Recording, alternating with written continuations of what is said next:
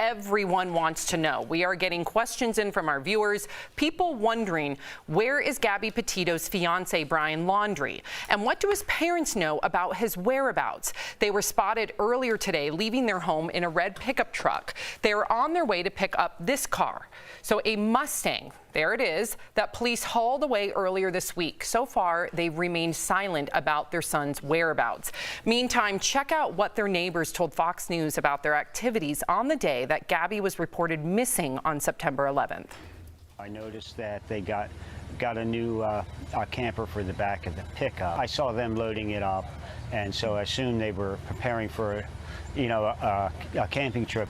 The parents going on a trip, I can see that, but taking their 23-year-old son in a small camper that's on the back of the truck struck us as odd.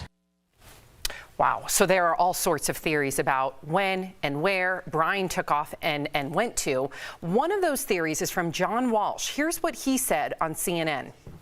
This family did not help at all. And it's this girl lived with them. This lawyer, this wonderful lawyer, called the cops on Friday and said, we're doing the right thing. We're going to tell you that Brian went to that reserve. You know what it was? It was a red herring. They bought Brian 4 more days to get away. They bought him 4 more days to run. It's disgusting. At some point, this family, this mother and father have to realize that somebody's beautiful daughter was murdered by their horrible sociopathic son.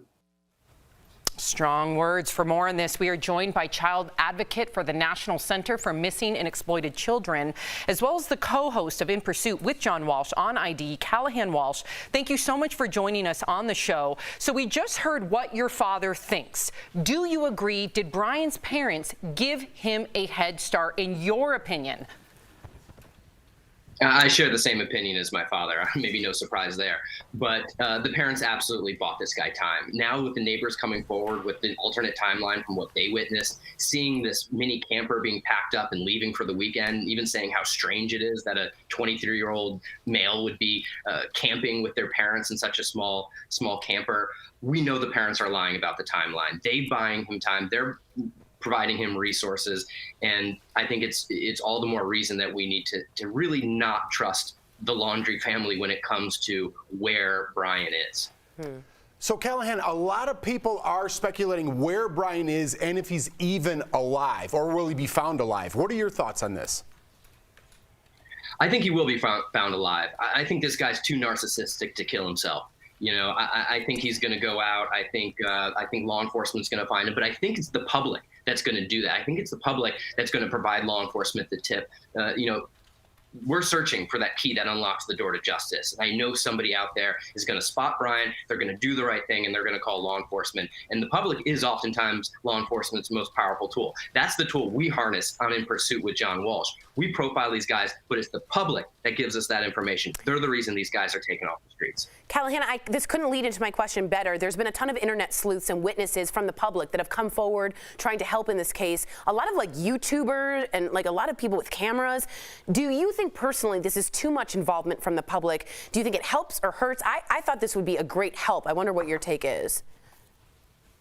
The internet sleuths, the armchair detectives, they've had a rocky history, right? Yeah, right. But I think time and time again, now with the internet, they're proving their worth. They really are coming up with some incredible evidence that law enforcement probably would have never found if it wasn't for the public. Now, law enforcement, they're limited, right? They have a set amount of resources, only a number of people to work with.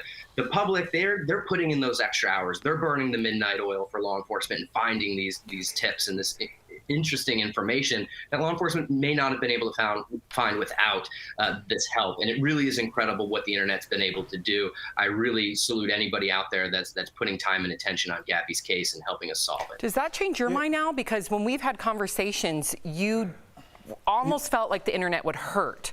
Well, I just think that there's no, if the police go after somebody and they are wrong in who they convict, or they just damage somebody's life or their house, somebody can be held accountable. If the internet does that, it's harder to hold people accountable. So I'm back and forth because I did see the Golden State Killer series, and I was really impressed by that. So I do think there is some worth from that. Let me ask you this quick question, Callahan. You said that the police have limited resources.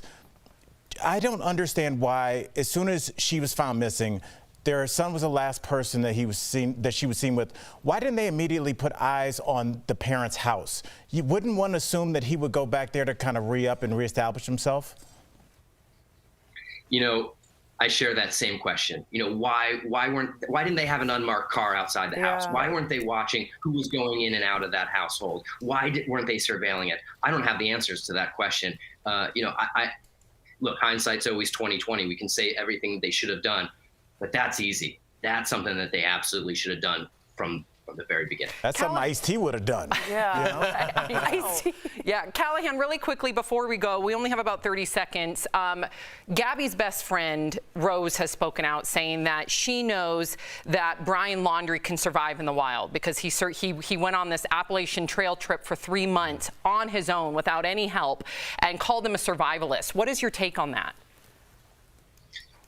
She's absolutely right. I mean, this guy knows how to live modestly. They were doing the hashtag van life for 4 years. He knows how to operate on a small budget. He knows how to live out in the wilderness. And they were gurus on social media. He's very tech savvy as well, too. This is the perfect storm for a guy to be on the run. That's why it's so difficult to track this guy down. Wow. Thank you so much, Callahan Walsh, for your take. We appreciate it.